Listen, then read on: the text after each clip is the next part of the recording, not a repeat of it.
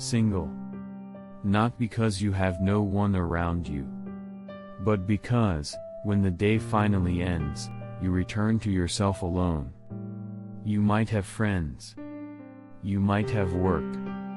You might spend entire days talking, replying, staying busy.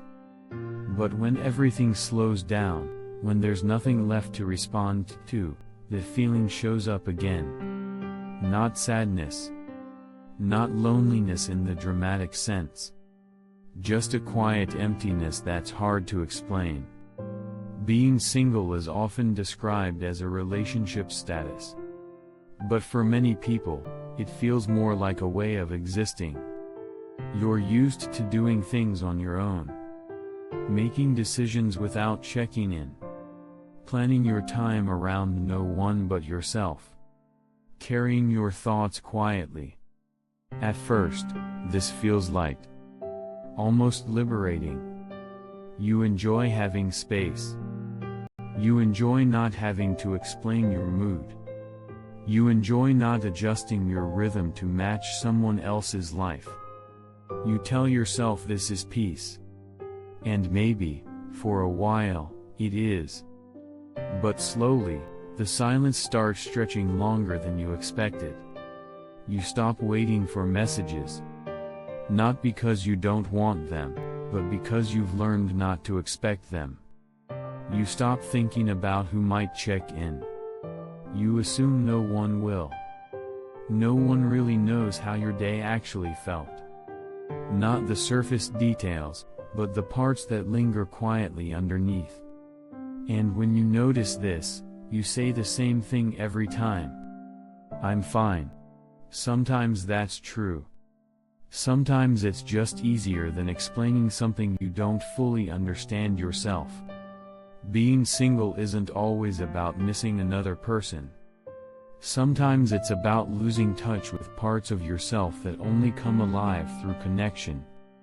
You become very capable, very independent, very good at handling things alone. People might even admire that. But strength, when carried alone for too long, turns into exhaustion. You're not weak. You're not broken. You're just tired in a way that doesn't have a clear place to rest. There are evenings when you sit quietly for a long time. Not doing anything meaningful. Scrolling. Watching random videos. Letting hours pass without noticing. Not because you're sad, but because you don't know what emotion you're supposed to be feeling. In those moments, being single stops feeling like a choice. It becomes a pattern. You don't actively look for connection anymore. Not because you're afraid of rejection, but because starting over feels heavy. Getting to know someone. Explaining yourself again. Making space in a life that has grown very self-contained. You get so used to being on your own that the idea of sharing your space, your routines, your silence starts to feel unfamiliar. Almost intrusive. And sometimes, late at night, a quiet question surfaces. Are you missing something important? Or are you simply living in a way that fits who you are right now? There's no immediate answer. And there doesn't need to be one. Being single is not a problem that needs fixing. It's a phase that asks to be understood. There's a subtle difference between being alone and feeling disconnected from the world. That line is thin. And it shifts over time. Only you know where you're standing today. There's another part of being single that rarely gets talked about. It's the quiet responsibility of having no emotional backup.